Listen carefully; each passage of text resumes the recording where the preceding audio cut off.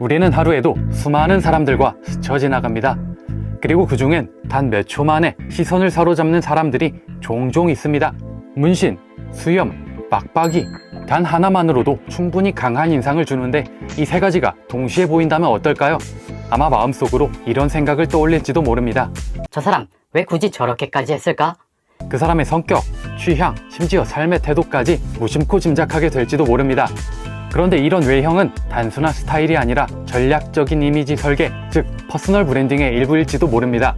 물론 유전적 이유, 종교적 배경, 의료적 사정 등으로 이런 외형을 갖게 된 분들도 분명 계십니다. 하지만 이번 콘텐츠에서 이야기하려는 대상은 그런 분들이 아닙니다. 오늘 디게이는 문신, 수염, 민머리라는 강한 외형을 의도적으로 택한 사람들에 주목합니다. 호불호나 옳고 그름에 대한 판단은 잠시 접어두고 그들이 어떤 메시지를 세상에 전하고 있는지 퍼스널 브랜딩이라는 관점에서 차근차근 들여다보려 합니다. 첫 번째, 강한 모습 뒤의 전략, 마초형.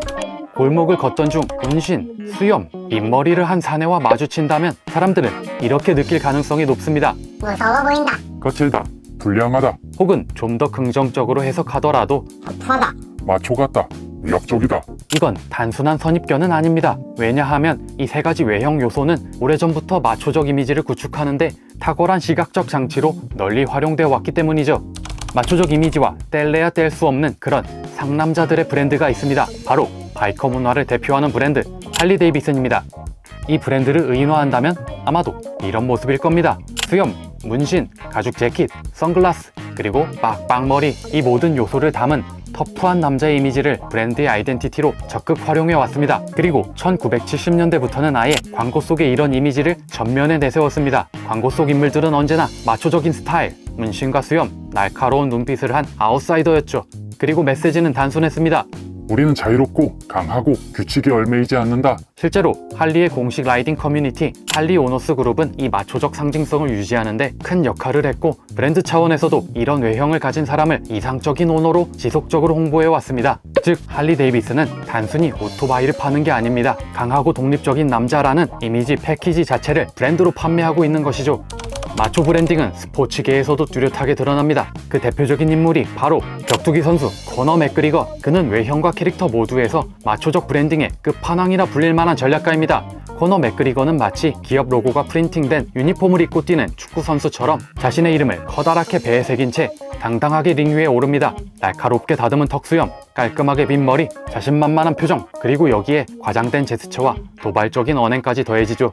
그는 철저하게 공격적이고 두려움 없는 마초 캐릭터를 연출합니다. 그런데 흥미로운 건 그가 단지 강한 선수가 아니라 브랜드화된 인물로 진화했다는 점입니다. 맥그리거는 이 외형과 캐릭터를 기반으로 자기 이미지를 하나의 브랜드로 확장해 나갑니다.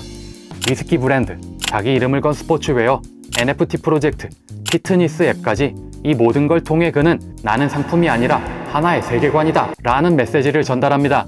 정리하자면 문신과 수염, 민머리라는 조합은 코너 맥그리거에게 있어 자신을 브랜딩하기 위한 강력한 시그니처였던 셈이죠. 결론적으로 이 마초적 이미지를 택한 사람과 브랜드에겐 문신, 수염, 민머리라는 조합은 단순한 스타일이 아닙니다. 그건 강한 인상을 남기기 위한 전략적 선택이며 때로는 불호를 감수하고서라도 확실한 퍼스널 브랜딩을 이뤄내기 위한 도구이죠. 근데 그들이 실제로 마초냐고요? 그건 사실 중요하지 않습니다. 진짜 핵심은 이겁니다. 그렇게 보이길 원했는가? 그리고 그렇게 보이도록 설계했는가? 그게 바로 본질이니까요. 두 번째, 서사를 새기는 사람들, 예술가형. 사실 알고 보면 타투와 브랜딩은 생각보다 훨씬 가까운 개념입니다. 브랜드의 어원인 브랜더는 불로지지다, 낙인을 찍다라는 뜻이고 타투의 어원인 타토는 표시하다, 새기다 라는 의미입니다. 즉, 둘 다 정체성을 외부에 인식시키는 행위라는 공통점이 있죠. 문신은 무서운 거잖아. 수염은 게으르거나 지저분해 보여. 이렇게 말하는 사람들이 있습니다. 꽤 많죠. 그리고 어느 정도는 맞기도 합니다. 하지만 어떤 예술가들은 그 인식을 정면으로 비틀고 오히려 그 안에 자신의 서사를 새겨 넣습니다. 로고와 슬로건으로 자신을 드러내는 브랜드처럼 예술가들은 자기 몸에 새긴 상징과 형태로 자신을 이야기합니다. 나는 어떠한 사람인지, 어떤 삶을 살아왔는지를 보여주는 하나의 문장, 그게 바로 그들에겐 타투입니다. 미국처럼 타투 문화의 개방적인 사회에서도 특히 눈에 띄는 인물이 있습니다. 바로 포스트 말론. 그 그의 얼굴에 Stay away, always tired 같은 문구를 새긴 채 무대 위에 오릅니다. 그를 처음 본 사람들은 이렇게 생각할 수 있습니다. 음악보다 외모가 더 먼저 각인되는 아티스트네? 맞습니다. 하지만 그의 외형은 단지 튀는 게 아닙니다. 그건 곧 피곤함, 거리감, 고립된 아웃사이더라는 감정의 코드, 그 코드를 자기 얼굴에 문신으로 새겨 넣음으로써 대중과의 정체성 공유를 시도한 겁니다. 쟤 뭐지? 라는 시선에서 아, 저런 감성을 가진 아티스트구나 라는 이해로 바뀌게 만든 전략, 그리고 그 전략은 성공했습니다. 레이디 가가도 마찬가지입니다. 그녀는 수염도 없고 민머리도 아니죠. 그런데도 그녀는 오히려 그들보다 한 발짝 더 나아간 인물입니다. 화려한 분장과 파격적인 스타일, 예측 불가능한 의상과 퍼포먼스, 그 모든 외형이 전하는 메시지는 단 하나, 나는 예술 그 자체다. 그녀의 퍼스널 브랜딩은 곧 비정형성 그 자체였던 것이죠. 꼭 뮤지션만 그런 건 아닙니다. 해외든 한국이든 디자이너, 일러스트레이터, 창작자들 중엔 문신이나 수염, 독특한 스타일을 통해 나는 창작하는 사람입니다 를 몸으로 말하는 사람들이 많습니다. 겁먹던 거 아니냐? 나중에 후회할 거다. 이런 말도 듣지만 분명한 건 하나, 그 외형이 도움이 되는 부분이 있다는 것. 왜냐하면 무색 무취보다는 자기색이 분명한 게 창작자에겐 훨씬 전략적으로 유리하거든요. 예술가형 퍼스널 브랜딩에서 문신과 수염은 강함이 아닌 다름을 말합니다. 그리고 이 다름은 세상을 다르게 보고 다르게 표현하고 다르게 살아가고자 하는 사람들의 시그니처. 그들에게 문신과 수염, 파격적인 외형은 자기 표현이자 스스로 만든 브랜드의 언어입니다. 세 번째, 관습에 저항하는 사람들, 모험가형.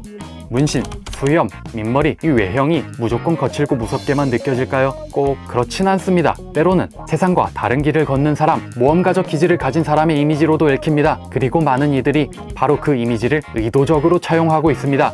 역사를 조금 거슬러 올라가 볼까요? 19세기에서 20세기 초 그 시절의 선원, 탐험가, 군인들을 보면 알 수 있습니다. 그들 대부분은 수염을 길렀고 머리를 짧게 혹은 민머리로 다듬었으며 자신의 모험 경험을 문신으로 새겼습니다. 바다를 건넌 용기, 극한을 살아낸 생존의 징표, 혹은 자기 소속과 신념을 새기는 방식이었습니다. 그 당시 문신은 지금보다 훨씬 더 사회적 낙인이 강한 문화였지만 오히려 그것이 효능감을 배가시켰습니다. 왜냐고요? 나는 평범한 삶에 안주하지 않는다 라는 선언의 상징이었기 때문입니다. 그리고 사회의 관습과 도덕률이 강할수록 그들의 외형은 더욱 강력한 이미지로 작용했겠죠. 정리하자면 그 시대의 외형은 이렇게도 해석됩니다. 문신은 모험의 흔적이고, 수염은 시간과 경험의 축적이며, 민머리는 실용성과 결연함의 표현이라고 볼 수도 있겠죠. 그리고 오늘날 정글이나 바다를 떠도는 것만이 모험은 아닙니다. 지금 이 순간에도 관습에 도전하고 조직의 틀을 벗어나고 기존 질서에 반항하며 살아가는 사람들이 있습니다.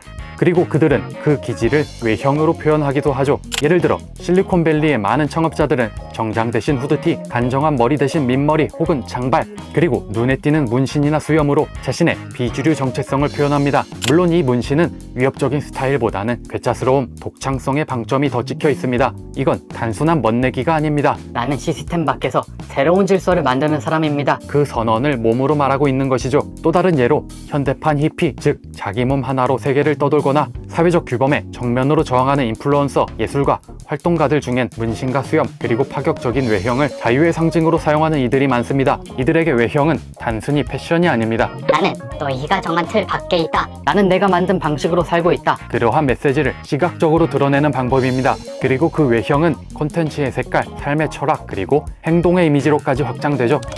문신, 수염, 빡빡이, 이 외형은 단지 스타일일까요? 아니면 어떤 메시지를 담고 있는 언어일까요? 오늘 우리는 마초, 예술가, 모험가, 이 세 가지 유형의 퍼스널 브랜딩 전략으로 이 외형들이 사용되어 왔다는 사실을 들여다봤습니다. 물론 이런 외형을 가졌다고 해서 누구나 마초이고 예술가이고 모험가가 되는 것은 아닙니다. 겉모습은 결국 겉모습일 뿐이니까요. 심지어 제가 언급하지는 않았지만 이런 외형적인 특징을 가졌다는 이유만으로 정말 안 좋은 이미지로 분류되는 경우도 있습니다. 그리고 무엇보다 문신은 되돌리기가 어렵습니다. 불가능하진 않지만 굉장히 힘들고 비쌉니다. 그러니까 신중해야 합니다. 하지만 브랜딩 관점에서 중요한 건 그 외형을 통해 내가 어떤 이미지를 의도적으로 만들고 있는가, 바로 그게 퍼스널 브랜딩의 본질입니다. 이제는 브랜드만이 아니라 모든 사람이 브랜딩을 고민하는 시대입니다. 자기 표현 하나하나가 곧 세상과 소통하는 방식이 되었죠. 그리고 그 표현이 외향적이든 철학적이든 무엇을 드러내느냐보다 왜, 어떻게 드러내느냐가 더 중요한 시대를 우리는 살아가고 있습니다. 디그에이는 이처럼 우리 곁에 있지만 잘 몰랐던 브랜딩의 숨은 언어들을 한 번 더 들여다보고 해석하는 채널이 되고자 합니다. 혹시 브랜딩 관점에서 해석해보면 좋을 주제가 있다면 댓글로 남겨주세요. 다음 콘텐츠에서도 흥미로운 주제를 디깅해서 찾아오겠습니다.